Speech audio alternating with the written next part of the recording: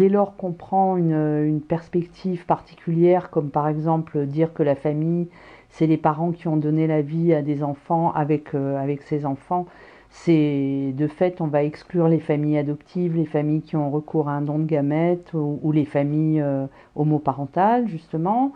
Si on prend si on dit que la famille, c'est les adultes et les enfants qui vivent sous le même toit, on va exclure le parent gardien, le parent non gardien, pardon.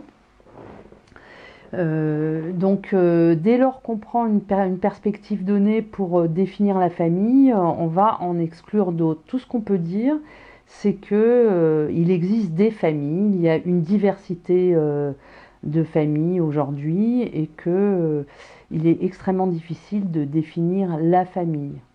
Ce que je peux dire aussi, c'est que dans les années 50, c'était plus facile de définir la famille puisqu'elle était fondée autour du mariage. C'était le mariage qui faisait la famille. Et aujourd'hui, c'est plus le cas puisqu'il y a un enfant sur deux qui naît hors mariage. Et ce qu'on peut dire plutôt, c'est qu'il y a famille dès lors qu'il y a des enfants avec des personnes qui sont autour de ces enfants pour en assurer les soins, l'éducation et les amener jusqu'à l'âge adulte. Donc là, ça fait vraiment une multiplicité de structures familiales autour des enfants.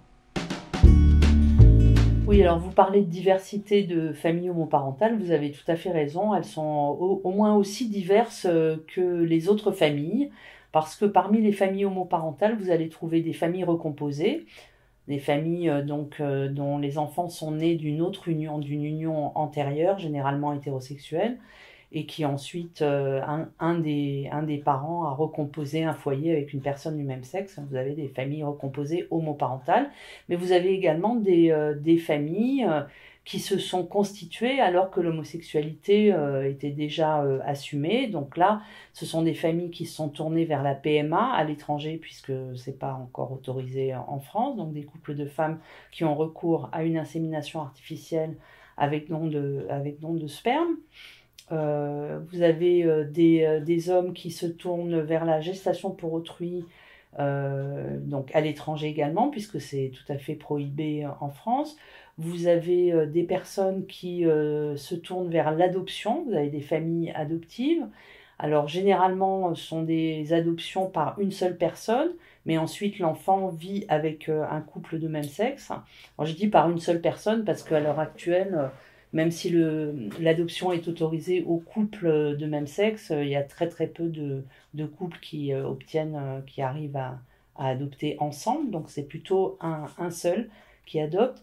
Et enfin, vous avez la coparentalité, qui est une structure familiale un peu particulière. Vous avez un homme et une femme, en général un gay et une lesbienne, qui n'ont pas de vie conjugale ensemble, et qui décident de concevoir un enfant et de l'élever au sein de deux foyers, le foyer paternel constitué donc du père géniteur et de son compagnon, et un foyer maternel constitué de la mère qui a donné naissance et de sa compagne. Donc la coparentalité, 3 à 4 personnes peuvent être présentes autour de l'enfant et se considérer comme des parents pour l'enfant.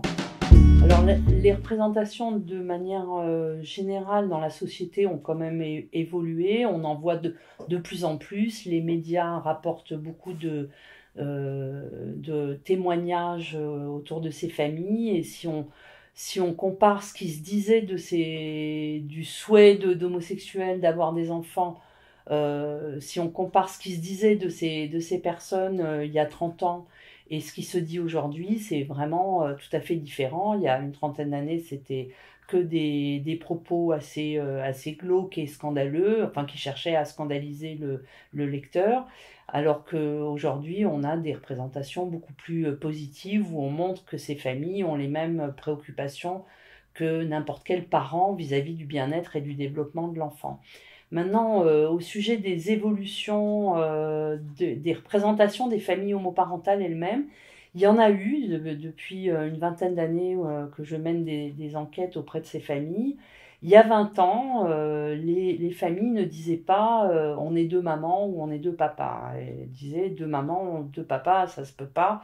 Un enfant, il a forcément qu'une seule maman et qu'un seul papa. Et puis la compagne de la maman, c'était, on l'appelait marraine, on l'appelait tante, ou on l'appelait par son prénom ou par un petit nom, mais jamais maman.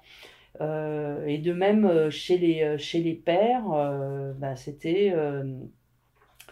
c'était rarement deux papas. Ça, c'était il y a une vingtaine d'années. Aujourd'hui, c'est très différent.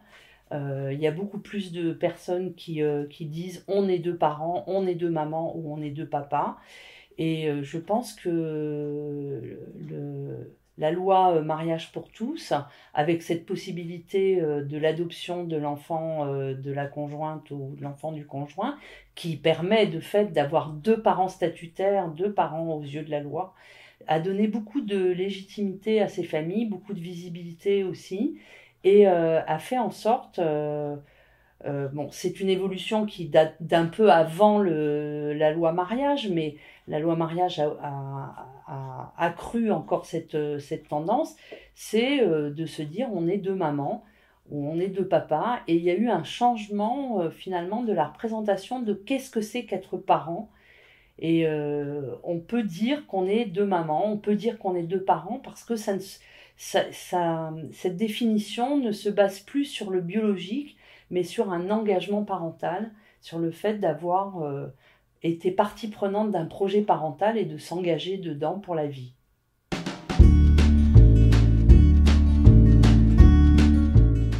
Oui, alors ces familles, elles ont besoin, comme d'autres familles, de rencontrer d'autres familles avec des enfants du même âge ou plus âgés. Et elles ont aussi besoin parfois de rencontrer des professionnels pour parler de leurs difficultés quand elles en ont, ou des questions qu'elles se posent tout simplement. Et les centres sociaux, je pense que les familles vont hésiter à y aller s'il n'y a pas une information qui leur indique que les professionnels qui vont être sur place vont avoir un accueil bienveillant, euh, et que ces personnes vont être familiarisées, sensibilisées aux réalités des familles homoparentales. Rien n'est plus difficile pour une famille un peu différente d'arriver dans un endroit où on va les regarder avec des grands yeux, et où elles peuvent craindre, ces familles, d'être stigmatisées, ou qu'on les renvoie à leurs différences si elles évoquent la moindre difficulté.